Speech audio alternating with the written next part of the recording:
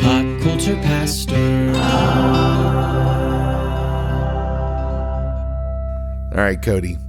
You know, there was a time when the scariest thing about going to a Coldplay concert was accidentally crying during Fix You. That hits, doesn't it? It does. Because you've done that, haven't you? Maybe a time or two. Apparently, the real danger is ending up on the kiss cam, sitting a little too close to your HR manager. You know what I'm saying? Evidently, I do. All the memes. Why are we so fascinated with this? They even made a butter sculpture for the Iowa State Fair. It's a weird world we live in, Cody, where stadium sing-alongs turn into LinkedIn updates and satire. The best satire we can come up with comes from a cartoon. Which leads me to my first subject, news subject. But first, I want to tell you, this is Pop Culture Pastor, the podcast. My name's Dave. I about said Dave's here. Like, of course I'm here. I'm talking. My name's Dave. Cody's here. I am. And that's it. You just get us two today. So deal with that. You're welcome. Cody, let's talk about $1.5 billion in satire getting a seat at the grown-up table. Let's talk about South Park. Hey, Yeah. I know that show. You didn't think I was going to go there, did you? No, I didn't. What's your history with South Park there, Cody? Not to out you as a fellow minister. So, I did not watch South Park as a kid. My parents were good parents. It wasn't until like late high school that like I had a group of friends that were into it, and they're like, you gotta watch this World of Warcraft episode. And I'm like, oh, these guys are actually brilliant. And then in college, I just like binge watched. Yeah. So South Park comes out when I'm like late teen years. And so it hits me in the perfect spot. And I'm all about it. And it was funny. We liked it. And it is like the movie, the South Park movie. Yes. Which I'm not going to say the title. Too young or too old for it.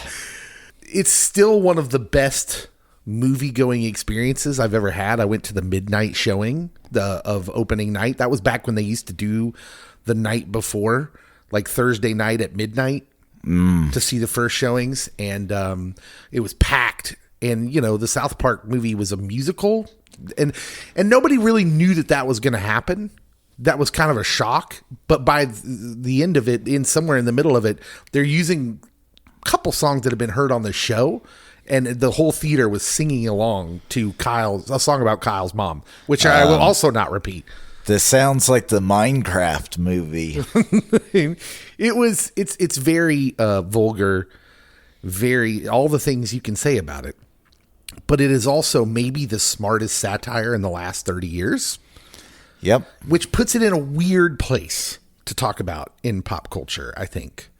It's very interesting.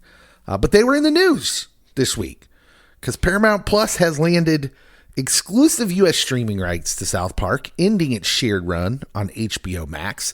The deal's worth $300 million a year for global streaming rights, $1.5 billion over 5 years, and it means roughly $900 million over the course of it for Trey Parker and Matt Stone. This is why we can't afford Stephen Colbert. I mean, listen, I'm about to be 49 years old. I watched South Park when I was like 19, 20. And we live in a world where those dudes are about to be like some of the richest folks and look, they deserve it. They're smart guys, super smart dudes. But it's just weird, right? I don't even know what to say. It's like, are you serious? The guys that came up with the Christmas poop, Mr. Hanky, is going to be billionaires. Well, when you say it like that, it sounds so ridiculous. It does. Does South Park still, like, comedy's changed? We've talked about this. Satire seems even more prickly now in this political era. How does comedy like this age in our post-meme world where Twitter roasts, or X as it were, roasts faster than animation can keep up, right? You would think that, like, they can't get an episode out fast enough to roast something now. Like, look, In a couple days, we'll have forgotten all about the CEO guy at the Coldplay concert. Or will we? As new news has broke. Please, can't we forget about it? I can't see another meme. But is the world too fast paced for South Park? It might be for like those episodes that dropped super fast. Like, oh, how did you cover this like a week and a half after the incident occurred? But I think there's some things that are more prolonged and maybe commentary on where we are as a society. So I think that still works. I'm kind of puzzled and perplexed that it still has this big following.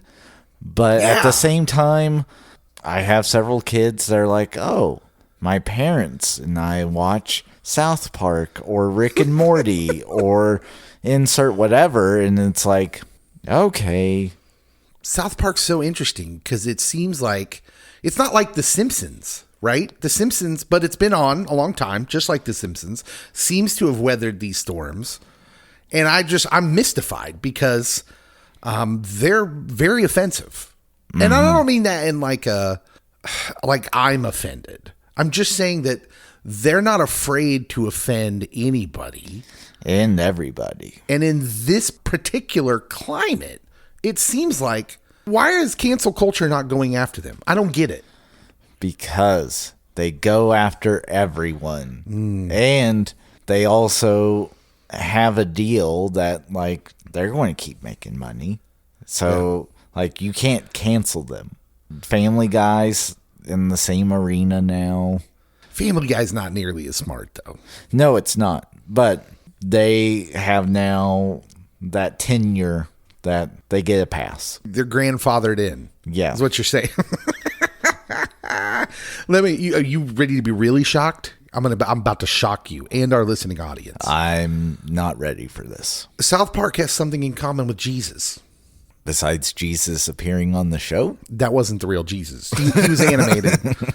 South Park, in this one little way, has something in common with Jesus. Because South Park has spent 25 plus years calling out arrogance, self-righteousness, and phoniness, as you said, pretty much across the spectrum. Yep. Nobody is immune. South Park has a deep dislike of fakeness. And that sort of reminds me of a savior I know. Yeah. Interesting. Jesus does it with a lot less cursing. At least that's what I'm told. All right. That's the one news story I wanted to get to. I wanted to talk about Fantastic Four First Steps because we're here to do a Be Kind rewind on Fantastic Four 2007's Fantastic Four Rise of the Silver Surfer. There were so many more Fantastic Four movies than I thought there were. Right? Yeah. But I want to, just like we did with Superman, when we Be Kind rewound the 1978 movie, Citizen Kane. I wanted to take a look at the Rotten Tomato scores for Fantastic Four First Steps, which we will review next week. Okay. Yeah. But first I want to, what's your experience with Fantastic Four? How are you as far as in the lore? I definitely saw animated Fantastic Four. Did you? Before for you. The movies ever came out. And then, I'm familiar with the comics. I wasn't a reader of Fantastic Four, but I also didn't have a lot of access to comic books as a child. Yeah. Living in Southeast Kansas, shockingly, in the 1900s, comic books just weren't growing on trees. But you saw the animated stuff, so you're familiar with Herbie. Yes. Yeah, the robot, the Fantastic Four helper robot. So obviously I grew up reading comics. I did not grow up in Southeast Kansas. I grew up in, cities. Exactly. It was the Oregon Trail where I grew up. And as this might stun you, but Fantastic Four comics during the mid to late 80s into the 90s were some of the least popular comics. They were not big sellers. So they ended up in the quarter bins, which is where I would get a lot of my comics because I just like reading them. I wasn't big into collecting. Now, there were some new ones I would pay the new cover price for, but a lot of the bulk of my collection came from the quarter bins where you could buy a comic for a quarter if they were just trying to get rid of old surplus comics. A lot of Fantastic Four in there, a lot of Thor, a lot of Captain America, which now are some of your most popular heroes. Yes. But back in the day, in the 80s, they were struggling. And so, long story short, I kind of dig the Fantastic Four. I really dig the old Kirby Fantastic Four. This is going to sound funny. I have a real soft spot for John Byrne, 1980s Fantastic Four, where the Thing left the team for a little while to be a professional wrestler, and She-Hulk was a member of the Fantastic Four. Oh. Yeah, right. It was very interesting and not as bad as you'd think, actually. So I do have a question. Okay. Do you think that part of the struggle in the late 70s into the 80s with the Fantastic Four is it seems very dated? Yeah. Yeah, I do. I think from what we've seen of the trailers of the movie, they're playing into this with this kind of retro futuristic vibe that they're selling with this movie. And but that's when Fantastic Four worked. The whole family, but it's not just that it's family, because a lot of superhero teams play on the family aspect. Fast and Furious. Fantastic Four plays on like the synonymous nuclear family vibe, right? Mm-hmm. Even though they're not a nuclear family, although 2 of them are siblings and 2 of them are married. Poor Ben. Ben's just everyone's best friend. It's almost like it's got that Leave It to Beaver kind of 50s vibe. Yeah. Just in and of itself. And so, yeah, it's interesting that it fell out of favor for a while in like the 70s and the 80s. Do you think that the Fantastic Four is Vin Diesel's favorite comic book franchise? Absolutely. It's all about family. Rotten Tomatoes, we're just like we did with Superman. We're going to give you a preview here. Sitting currently, I mean, literally as in right before we recorded this, the Fantastic Four movie sitting at 88% on Rotten Tomatoes. But none of the bigwig people have reviewed it yet. Oh, there were plenty of top critics. There were probably 10 to 12 top critic reviews now. That's not the full list. Okay, well, I got you. Listen, you don't have to defend Superman. Oh, I'm not going to defend Superman, but I will say when we recorded Superman, it was in the high 80s. It was 86, and it's now at 83. Yes. Yeah. If what you're saying is that score is probably going to drop, yes. That's what I am saying. Peter Howell of the Toronto Star, our first top critic. Pete. He says, after too many superhero movies where the main objective seems to be to introduce myriad morose characters, let's see that alliteration there. Oh, I got my eyes on you, Pete. And multiple convoluted plot lines, it's refreshing to experience one that just wants to remind you of the simple pleasure of reading a comic book. If that vibe is the vibe, then that has a lot in common with the new Superman movie. And then I would recommend for my dear friend Pete, watch the new Superman movie. And Kevin Feige referenced that in an interview this week that he did with Variety, maybe? Yes. And he talked about Superman and how awesome it was. He had high praise for David Cornsweet. And for James Gunn, he said it felt like a comic book, which is what we're aiming for with Fantastic Four. And maybe this is the right way for them to go now. And introduce Bizarro. And Brainiac. Yes. Which would explain the message being fake. But let's not go there. It's not fake. Chris Klimek from the Washington Post. Oh, Chris. Yes. Good friend of Cody's. He says, buoyant, bracing, and most shocking of all, brief. The Fantastic Four First Steps represents a quantum leap of shipwriting. So that's good. The hour and 55 minutes, this movie. You're acting like it's an hour and a half there, Chris. I mean, for today's comic book blockbusters, that's pretty short. Shortest Marvel movie, right? Is it? I think so. It's an hour and 55. It's like among the shortest at least. Now I gotta Google this. All right. While you read off more. Eric Childress from the Movie Madness podcast. Wait, can we be critics on Rotten Tomatoes? We should be. Oh man, how do we make that happen? He says for the first time, a cinematic version gives us a dynamic of these characters we actually like. Kirby is fiercely maternal, and you can feel the fate of the world resting on Pedro's shoulders. It is resting on Pedro's shoulders. Thank God he has broad shoulders. Resulting in the very stakes, heart, and hope lacking in Superman. Oh, you fascist. I knew that last part was going to get you. But seriously, how do we get to be... can I just write a blog? So if I write reviews for the podcast, can we be on Rotten Tomatoes? Is that how that works? So there are shorter Marvel movies. Okay, rattle them off.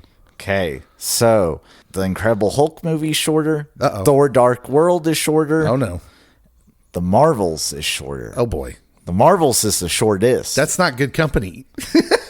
You just list 3 of the bottom 10. Thor itself is shorter by a minute. Okay. All right. That's a little better. And Thor Dark World or not Thor Dark World, but Thor Love and Thunder is also under 2 hours. Interesting. Chris Pulliam Moore from The Verge. If it's not in The Verge, I don't read it. He says, as meandering and largely uninspired as the MCU's multiversal project has been, First Steps does a fantastic job presenting a reality that looks and feels truly different from what Marvel has been putting on the big screen. I would say the difference, not the issue that Marvel's had. Because a lot of their projects in this have felt different. Mm-hmm. It's more of, do you have a story to go with the different? Like Ant-Man Quantumania was way different. It looked different. It felt different. It was bad. Bad. So they didn't, like I said, there weren't many bad reviews, but I did pick one from Odie Henderson. Odie is a name I have trusted for years. From the Boston Globe. Oh. I mean, can we trust a guy named after the dog from the Garfield comic strips? Yes. I don't know. He says, unfortunately, neither a time frame change nor the work of 4 screenwriters can fix the central problem with Fantastic Four movies. With one exception, the team members are colossal bores. Oh! Whoa! But this dude gives himself up in the review. He says he hasn't liked any Fantastic. He says the central problem with Fantastic Four movies, which means he went into this thinking he wasn't going to like it. So, also, how are they boring? I will say, and I quote, I've been on record on this podcast. Does Fantastic Four work as a movie? Maybe not. And I don't know. Because I will say, prior to our review of this Be Kind Rewind, I am not a fan of the Fantastic Four movies. Like, maybe the stories of the comic books are great. Maybe the animated series versions of the Fantastic Four work because, Reed Richards stretching all over the place. It looks more realistic in a cartoon form. You don't have whoever plays Ben in this. I know. Michael Chiklis. I'm slandering Mike, but there will be no The Shield slander on this podcast. I won't slander The Shield, but this definitely wasn't Mikey's best role. No. I think we can safely say that things look kind of positive for maybe this version working. But I'm excited for this movie, even though I have been combative. Yeah. Pedro, if he can't save this franchise, you exit. Yeah. And I'm going to see it probably tomorrow from when we're recording this. And so by the time this pod drops, I will have seen it and then I'll know. But that's not what we're here to do tonight. Tonight, we're here to talk about and Be Kind Rewind Fantastic Four, The Rise of the Silver Surfer. So that's what we're going to do when we come back. Stick around.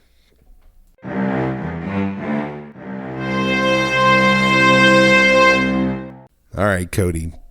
We're here for another edition of Be Kind Rewind. We're taking a trip down memory lane to revisit the movies that, well, maybe didn't change the world, but maybe they tried real hard.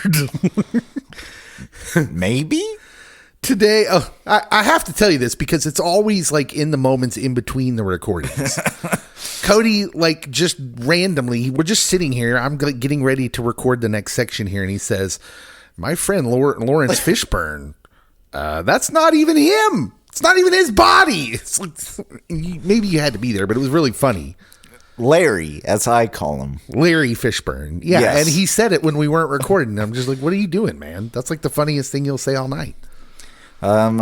In between the pod segments, a new segment featuring Pop Culture Pastor. Anyway, today we're talking Fantastic Four, Rise of the Silver Surfer, or as I like to call it, the movie that almost made us believe Galactus was a cloud. Is he not? No. Now, if you ever wondered what happens when you throw a shiny space surfing guy into a family of superheroes who can stretch, burn, be invisible, and be a rock, well, this movie is your answer. It's got cosmic stakes, Cody. It does. It's got some sibling rivalry. It's got a wedding thrown in for good measure because... 2 of them. What says sacrificial hero more than I do? Or sacrificing the I do. So grab your surfboard and let's dive into this mid-silver coated superhero flick.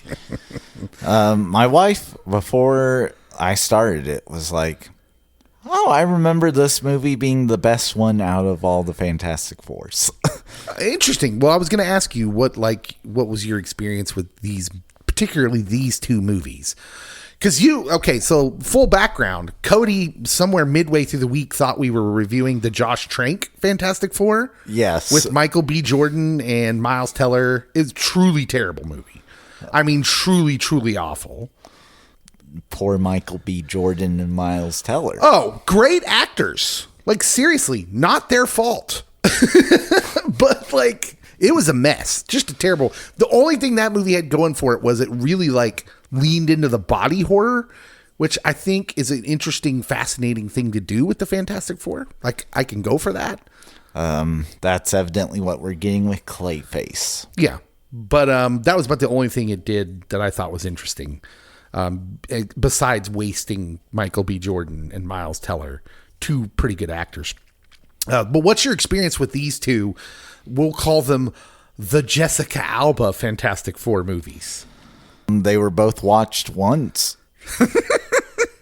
Would you believe me, superhero geek? Now, I got to tell you, I was really into basketball at this time these movies came out and was really into, like LeBron, sports and just other things, mostly basketball and being in shape. I did not see these movies in the theater. As much of a comic book geek as I was. You saved your money. I did. Way to go. I did see them as soon as I could on like DVD because that's what it was back then. And oh my goodness. Woof. And I didn't remember thinking much more of this one. And then when I watched it last night, I got to say, I felt a little more forgiving as I was watching it, especially remembering that it's, 2007 when this comes out. I was comparing it constantly to Raimi's Spider-Man movies as I was watching it. And it's the 3rd Spider-Man movie. Let's be clear. It's not good, but I'm not here to bomb on it either. I will bomb on it for you. All right. It's time for the blurb. You ready for the blurb? Yes. The Fantastic Four are back, and this time they're up against a shiny silver world-ending surfer. Enter the Silver Surfer, an intergalactic messenger for Galactus, who's here to eat Earth for lunch. The team, led by stretchy Mr. Fantastic and invisible Sue Storm, must stop the cosmic catastrophe while dealing with their own drama, like, a wedding. Johnny Storm's burning up with his powers, and Ben Grimm is still trying to figure out his rock-solid existence. But the real star? The Silver Surfer. He's got a surfboard and serious inner conflict. Will he save the planet or will he doom it? It's a battle of cosmic proportions, family, and heart. Because what's a superhero flick without some emotional baggage and CGI explosions? 1 hour and 55 minutes. Directed by... Well, that's not who it's directed by. I have the wrong Fantastic Four up here. Oh, my goodness. I about said Matt Shackman, and it is definitely not... So that's the new Fantastic Four. Yeah. This one was directed by Tim Story. Oh, if Tim could have told a better story. 37% on Rotten Tomatoes. Hey, the new one's looking like Citizen Kane. Cost $130 million to make. You've got, let's see here, Ian Griffith as Mr. Fantastic. You've got Jessica Alba as Sue Storm. Chris Evans as Johnny Storm, the Human Torch. Julian McMahon as Dr. Doom. Michael Chiklis as Ben Grimm. Doug Jones as the Silver Surfer. He was the skinny guy in the Hellboy movies. He's the body of the Silver Surfer. Right. Larry Fishburne, your friend, your close personal friend, is the voice. And Stan Lee as Stan Lee. Evidently Nova was in this. Frankie Ray. Yeah, so it's got some cool little Easter eggs. Frankie Ray is in this, and she's sort of Johnny Storm's girlfriend for a little bit. She also becomes a herald of Galactus and becomes Nova. But a different Nova than the Nova you're thinking of, because there's like 4 different Novas in the Marvel Universe. This is too complicated. Yeah, I know. Andre Braugher was in it as well. Yeah, Andre Braugher bringing all the Captain Raymond Holt energy, and was here for that. Someone needed to. Yeah. Was the best part of the whole movie. Here's some cool tidbits you may not know. The 4 scenes were filmed in the same location as the X-Men movies. The 4 scenes in the film were shot in the same location. Used in the first 3 X-Men movies, this shared location added a subtle connection between the 2 Marvel franchises. The other thing, the film's PG rating was a first for a Marvel movie. First Marvel film to receive a PG from the MPAA. This made it more accessible to younger audience, broadening its appeal. In fact, my 6-year-old started off watching about the first 40 minutes of it or so before he had to go to bed. So yeah, PG rating, which is kind of an unknown now for a comic book movie. So yeah. Should we Muppetize it? Let's Muppetize the movie. Okay. Who are you keeping? Andre Braugher. Captain Raymond Holt? Yes. Just because I want him yelling at Muppets and sassing Muppets. That's amazing. I'm going to have Kermit as the Human Torch. Interesting. That's a weird direction.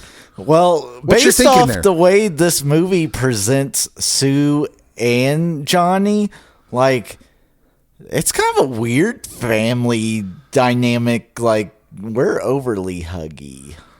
Yeah, they weirdly, from what I've seen of the trailers of the new Fantastic Four movie, it seems like they're more brother-sisterly.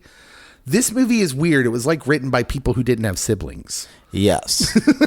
And so I will go with Miss Piggy as Jessica Alba's Sue Storm because we're going to keep the same creepy energy going on here. Nice. I want Gonzo as Dr. Doom because that will actually be a much better Dr. Doom.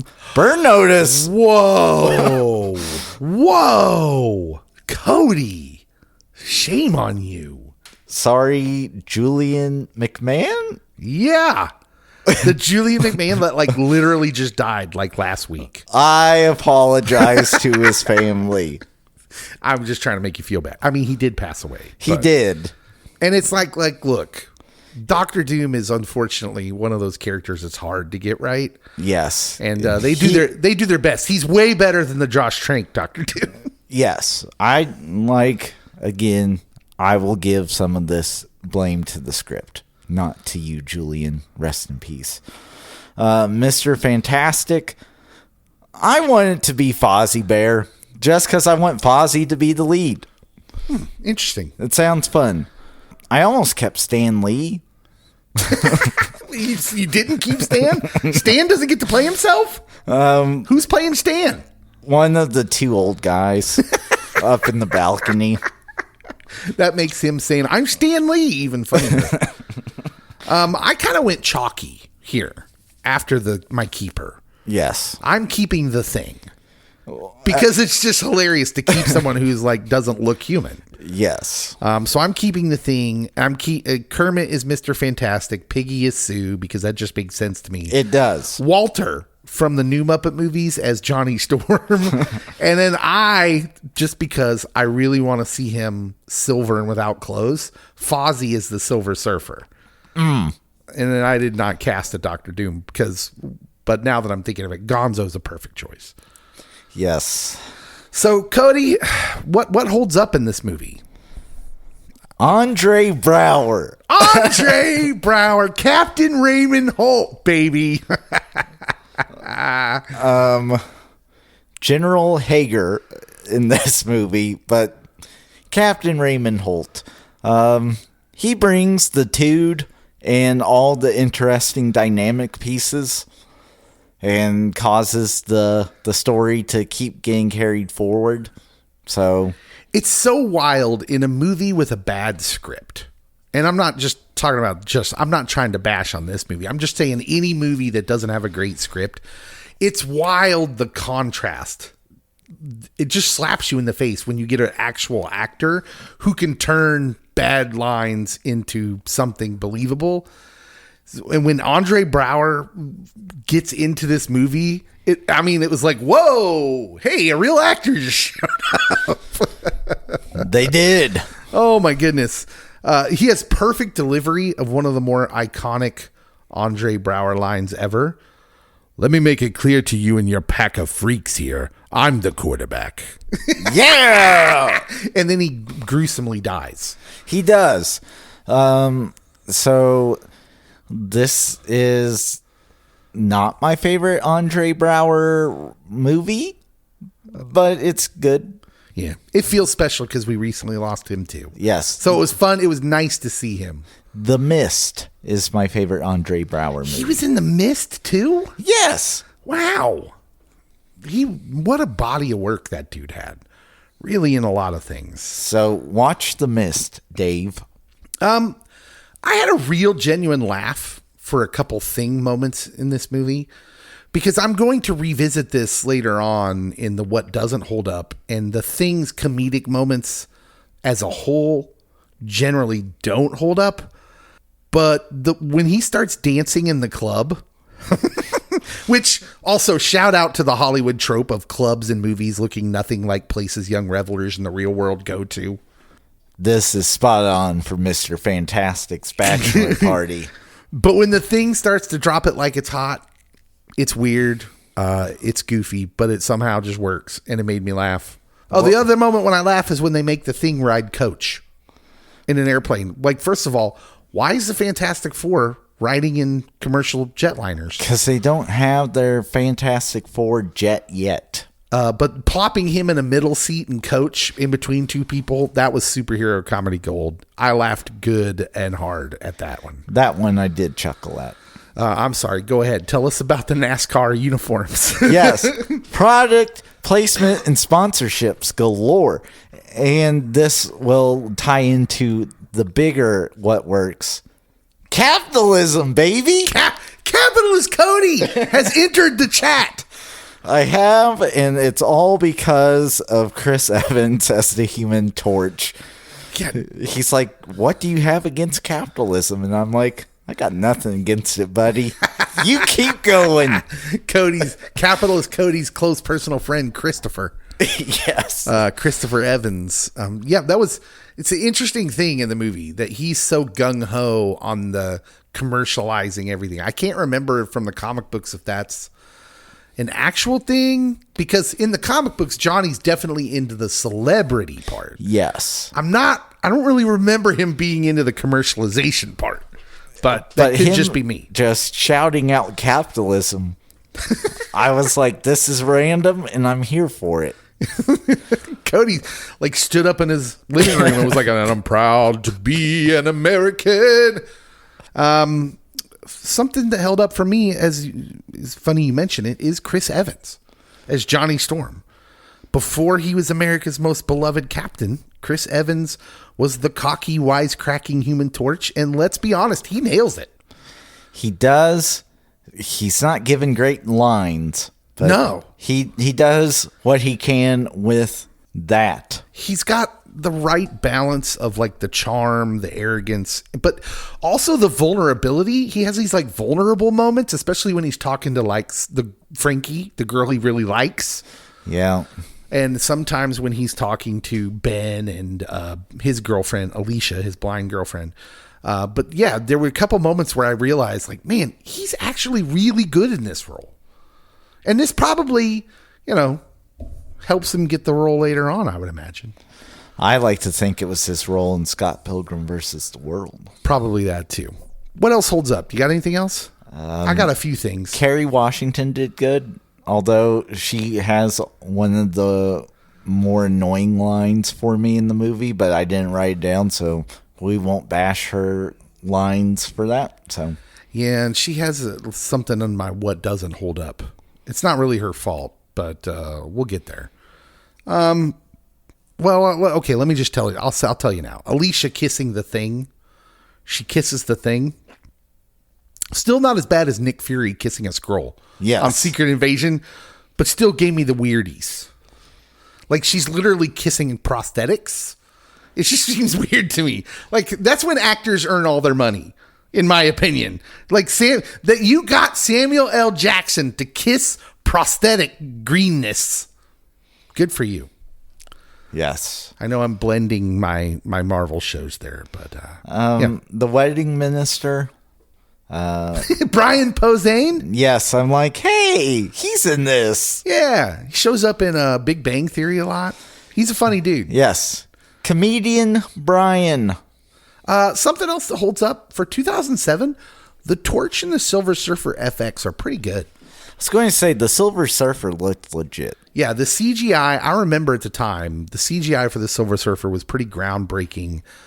They bring him to life using a combination of motion capture by Doug Jones, who we mentioned, Douglas. a specially designed silver suit by Spectral Motion, and cutting-edge CGI by Weta Digital, which is Lord of the Rings guys, Peter Jackson's outfit. Pete.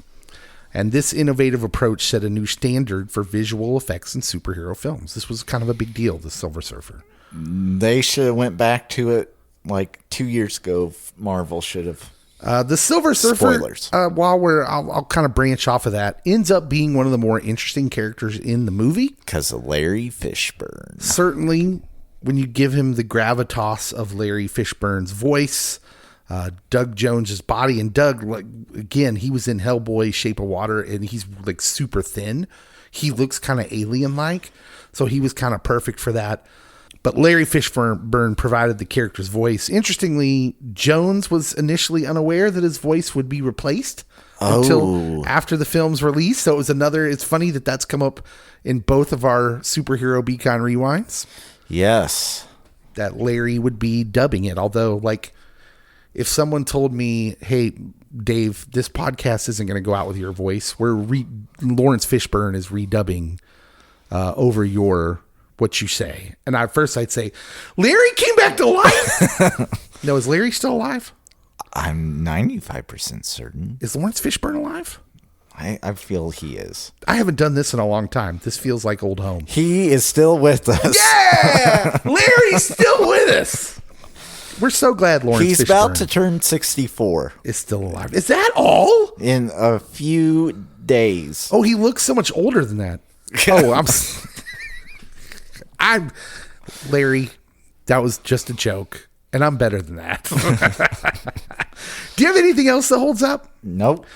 I'm going to say Julian McMahon as Victor Von Doom. Granted, they don't get everything right with the character, and that's annoying. Specifically, the voice. Like, why did they not manipulate his voice a little bit to make it sound more mechanical? Why does he only have one go-to move of shooting like a little spark?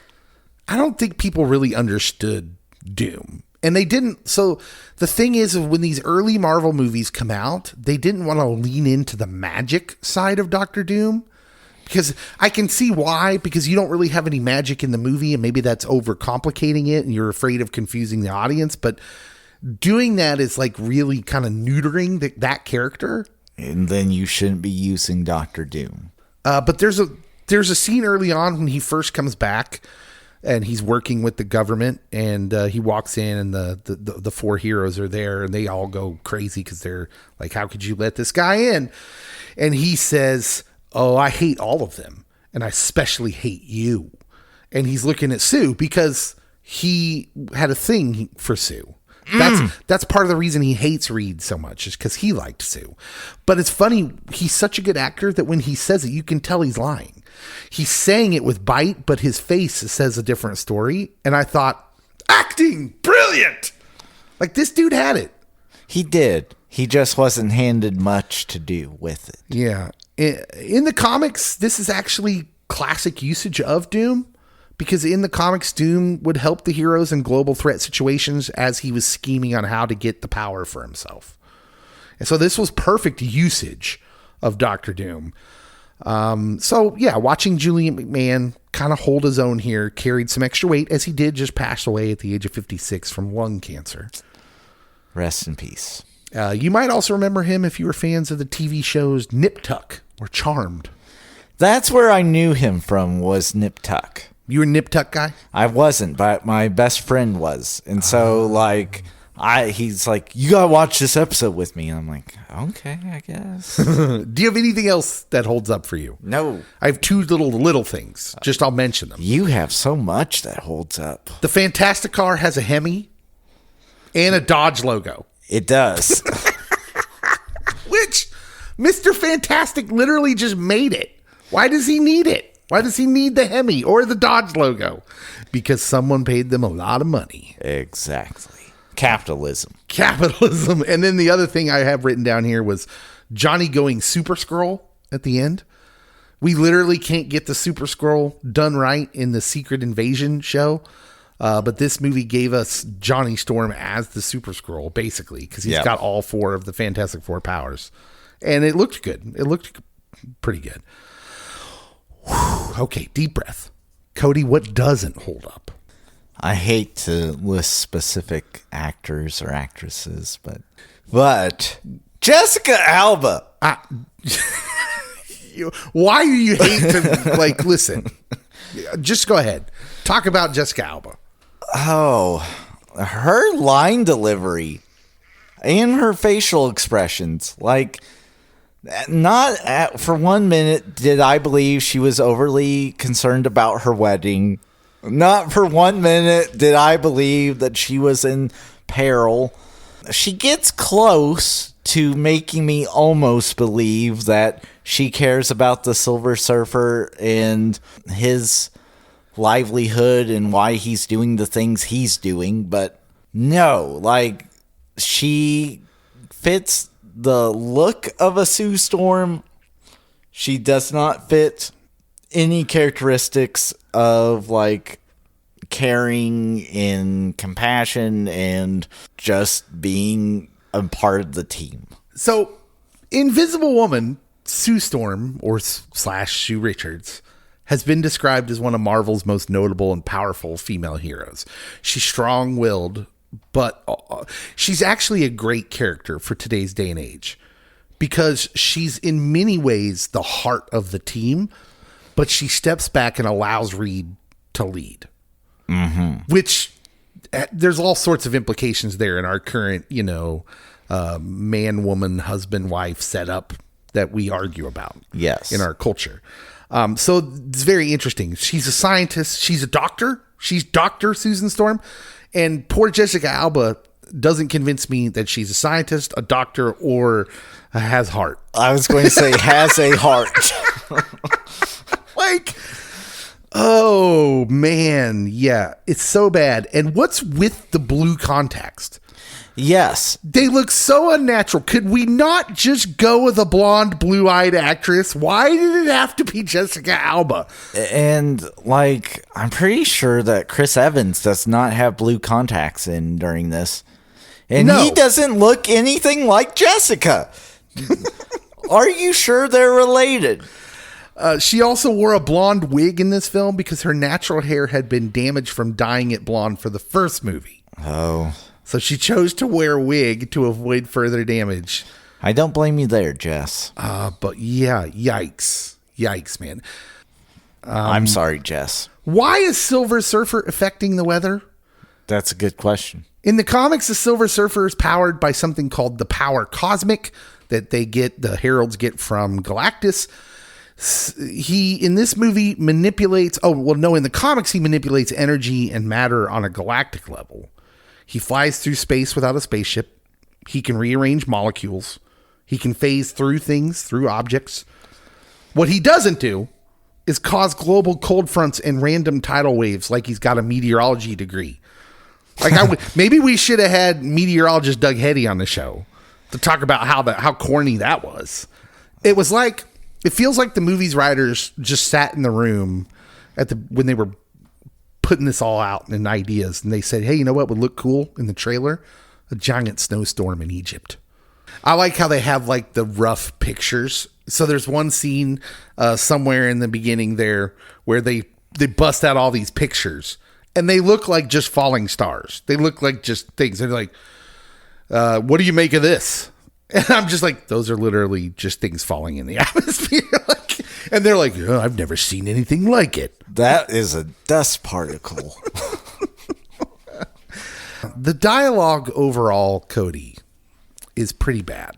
Oh, it's cheese-tastic. There's, especially early on, there's an exchange where I fell on the floor laughing, and it involves Reed and Sue. And Reed says, this is going to be the wedding you dreamed of. I won't let anything get in the way, not even the mysterious transformation of matter at the subatomic level. Yep. Which is so corny and dumb. And Sue goes, that's the most romantic thing you've ever said to me. And I was just like, oh my gosh, this movie, stop it. Stop. Oh, the dialogue's rough. For almost every character. Even Doom's dialogue's not the best. And I'm like, at least have him be more bitter and smoldering or something. I don't know. Like, this guy's supposed to be one of the gravest threats to all of humanity's existence throughout the cosmos. And he's just some schmuck. Yeah, Julie McMahon deserved better. Because he pulls off the suave kind of stuff that he's asked to do in this movie, which that's the other part, is like having Doom with his facial features reconstructed, because that's why he wears the mask in the comics, is because he's been disfigured. And so the Silver Surfer fixing him seemed like a workaround so he could just be him.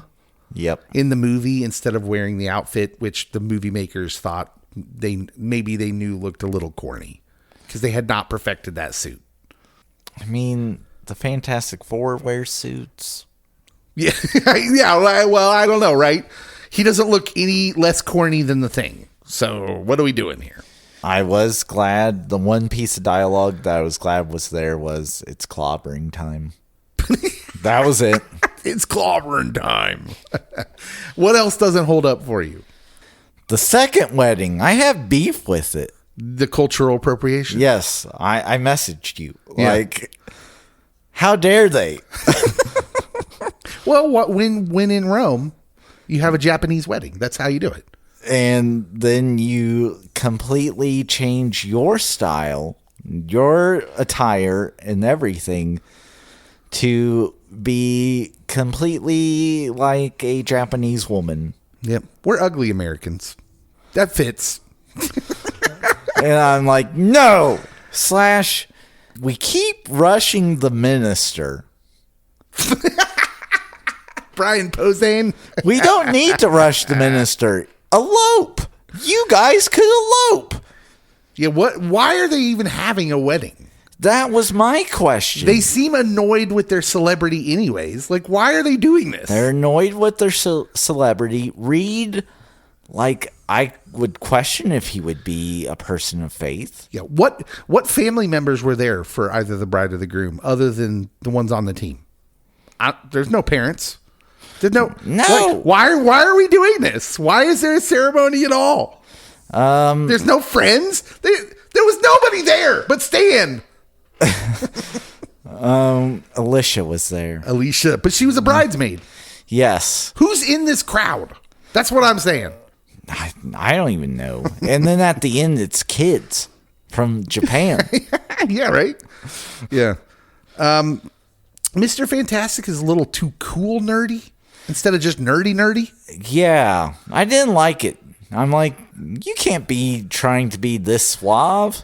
Yeah, I think the reason the Fantastic Four doesn't work on screen is because you don't think it can work as written. Yes. Where Reed is not a social animal. He's very socially awkward. He's nerdy and introverted.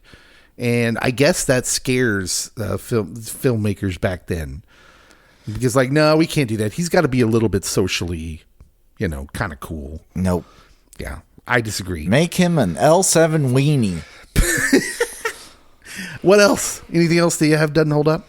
I want to go with the big one. The cloud. Okay, let's talk about the Galactus cloud. I feel at one point we did get a Galactus-shaped shadow. Yeah, very subtly in the cloud. Yeah. Yes, and I'm like, okay, so where's Galactus? Yeah.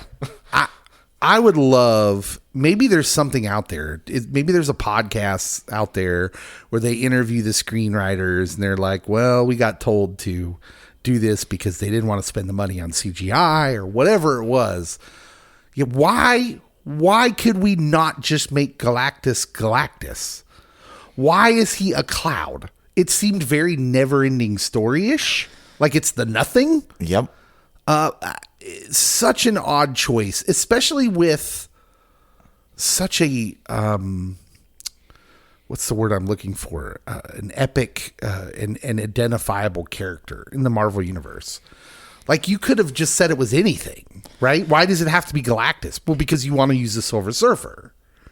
And you could have made another level of characters between Silver Surfer and Galactus, and then maybe had Galactus appear in a third movie, which thankfully I don't think exists. If it does, I blocked it out. Well, what's interesting about that, Cody, is in the comics, by the time Galactus gets to Earth, Silver Surfer's having doubts about his role.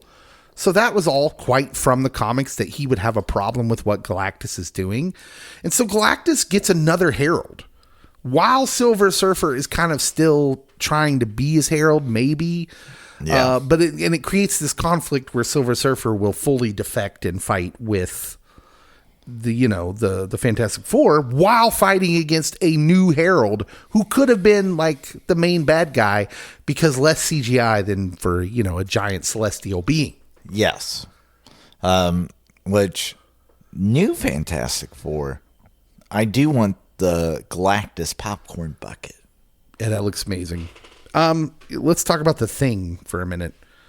Michael Chiklis, the actor who plays the Thing, 5'9". The Thing in this movie, 5'9". Yeah. That doesn't work, Cody. What? The Thing is a monstrous being. He goes toe-to-toe with the Hulk. Does Michael Chiklis' The Thing look like he could go toe-to-toe with the Hulk? He looks like he can go toe-to-toe with that guy from The Shield. He maybe could go toe-to-toe with Hulk Hogan. Like, what are we doing? There's a point in the movie where Sue hugs him and she's like almost towering over him. It's just, I don't know. I don't know what choices were made there or why, but oh my goodness. Apparently this was a new suit, new prosthetics, which they were more concerned for Michael's comfort. Well, that was nice. Apparently they darn near killed Michael Chiklis in the first one. This one had better ventilation, but it doesn't look good. They destroyed Jessica's hair. They nearly killed Michael. And it just doesn't look like the Thing. He's just not even close to big enough. The Thing's bodily function gags throughout the movie. Like there's one where he burps and blows a guy's hair back. blowing his nose loudly. What are we doing? What is this? These are like 60s movies gags. Like, come on. If you're going to do 60s movies gags, set it in the 60s. Yeah. All right. Cody, what character would you be if you were in this movie? Hopefully Andre Braugher's. So that I can get out of it. Cody, I could see you as a no-nonsense guy who just comes in and sets him straight, Captain Raymond Holt style. Yes. And then dies. For me, I'm picking the Thing.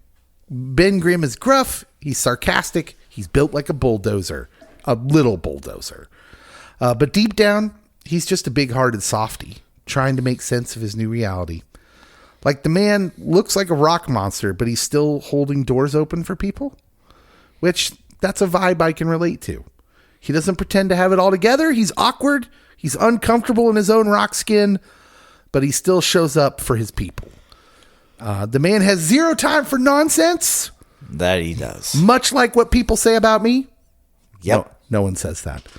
He's got dry humor and eye rolls for days. That's me. That's me at the church staff meeting. Me at a family reunion. Me when someone says Galactus is a cloud. Yeah. Yeah, you see. He's not flashy. He's not setting things on fire or turning invisible. He did snap his finger and create fire for a split second. When he switched powers, yeah. And when he eats, just like me, it's always slobbering time. Hey-o! Okay. It's time for the Pastor's Corner. Deeper themes. If you got one, that's great. Oh, I got one. All right. Because if there is a deeper theme floating around in this mess, Cody, it is self-sacrifice. The Silver Surfer starts off as Galactus' herald. He's a sort of world-ending door dasher. Yep. He's like setting up Galactus' next meal. But over the course of the movie, he slowly begins to question his role. He's not a bad guy. He's just serving something bigger and more terrifying. And in the end, he chooses to turn against Galactus and sacrifice himself to save Earth. So there's something noble tucked in here about laying down your life for others, even if you brought the danger to their doorstep.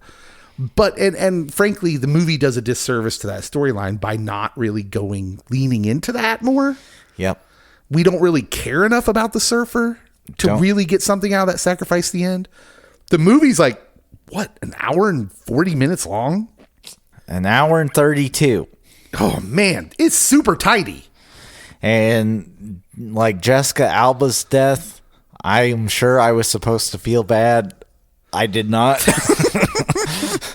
And then the Silver Surfer's like, cherish the moments you have with her. I'm going to go die now. And I'm like, no, not you. We like you. Come back. There's also a thread here about identity under pressure. Johnny's powers are glitching throughout the movie. Reed's caught between science and leadership and husbandry. And Ben is trying to make peace with his rocky exterior.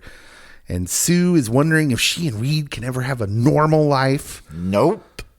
Listen, it's not super deep, but the movie kind of flirts with the idea that even superheroes wrestle with who they are, what they're willing to give up for the greater good. It's there. It's just not leaned into, which, again, I think what we're learning about these superhero movies that they tried back in the early aughts were if they leaned into a real deeper meaning, like, say, Spider-Man 2, then they were successful. And when they didn't, when they could have, like, this movie had these themes in it. They just didn't lean into it. And because they don't lean into it, it comes off as shallow and empty. So I feel like they knew they could write Johnny's character really well.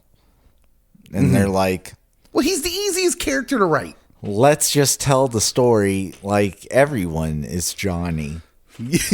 And this will be super shallow and fast and done. Yeah.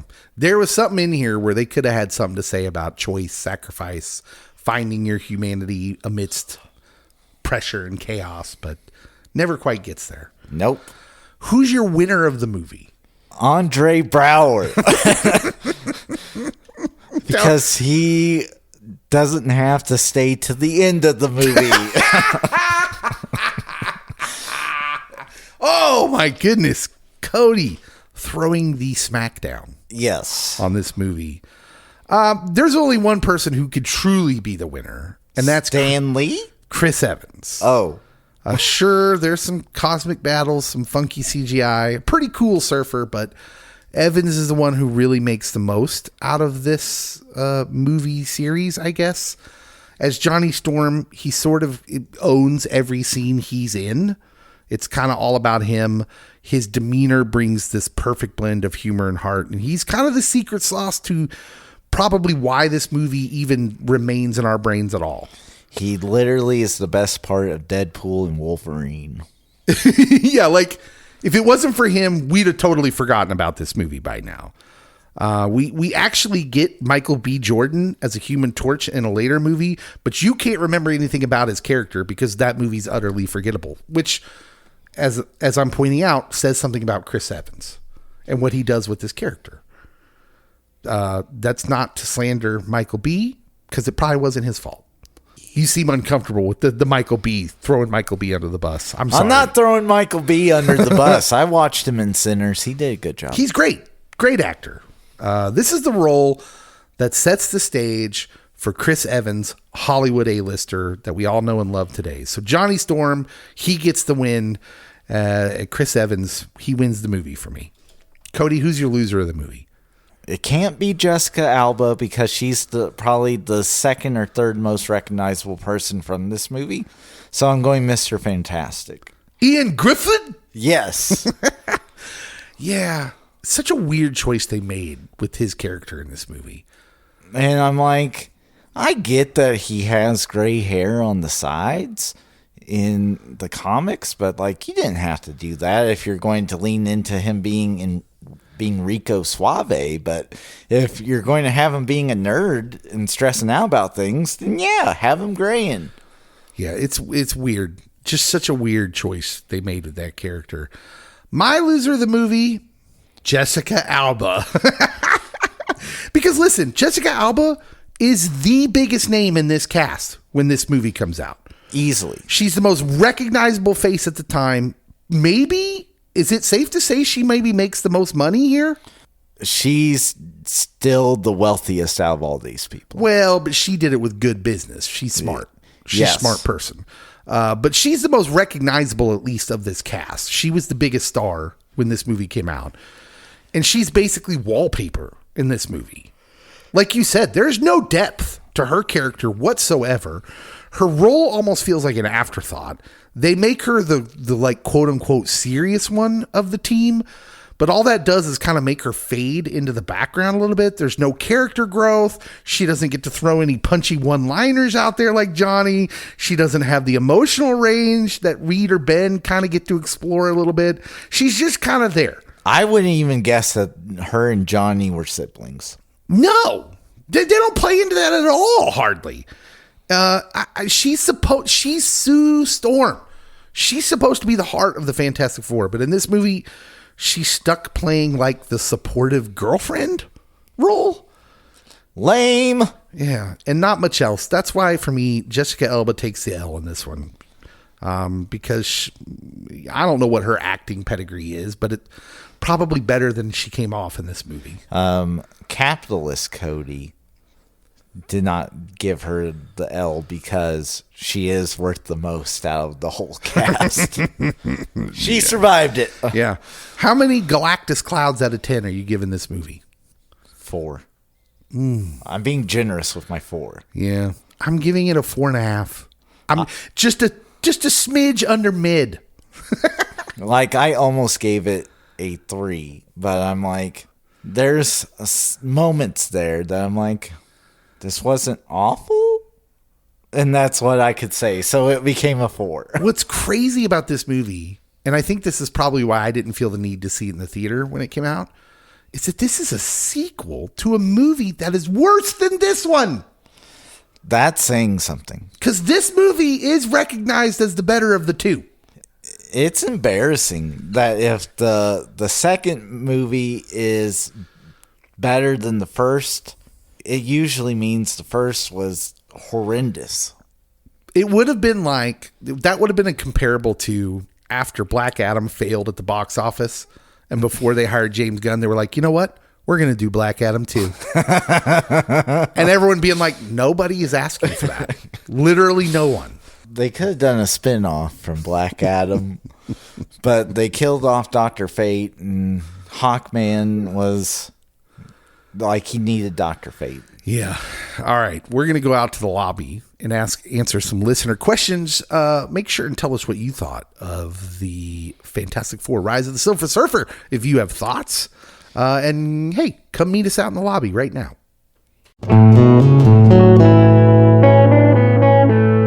Welcome to the lobby.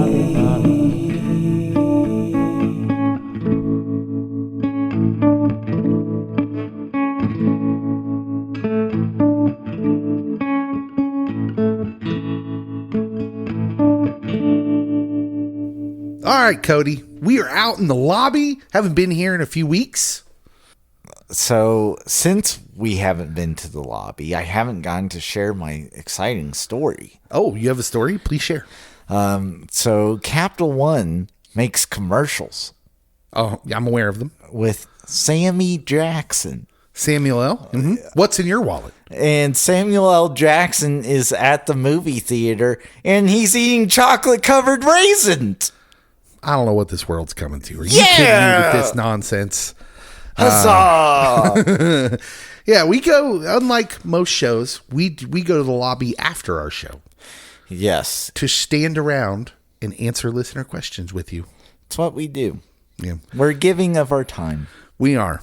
So let's go to a new listener, I believe, or at least this is the first time he's put a question in for us. Okay. His name is, I'm going to mispronounce this probably, but it's either Taven or Tavin Cochran from Georgia. That's what I could figure out. I had to Facebook stalk him to try and figure out where he was from. Okay. But he recently graduated, I think, from Georgia Southern. So Oh, way to go. Congrats. at least when I was looking at his pictures. Do we all feel uncomfortable yet? No, just kidding. Tavin, he seems like a great young man. Taven? Do you think it's Taven? I'm leaning that. Okay. He says, what are y'all's thoughts on the Garbage Pail Kids movie? Parents introduced it to my siblings and I as kids, and in college I showed my coworkers the trailer, and they were scared. That's an accurate assessment by them. Cody, did you ever see the Garbage Pail Kids movie? So I know the movie exists. I feel I've seen part of it. I don't think I've seen it all. I remembered the cards. Yes, absolutely. The cards were a big deal. In fact, it's one of those things that if I could go back in time, I would obviously hold on to them because they're worth a lot now. And I had a ton of them because I loved Garbage Pail Kids. It felt like many things back in the 80s, pop culture wise, it felt like forbidden fruit.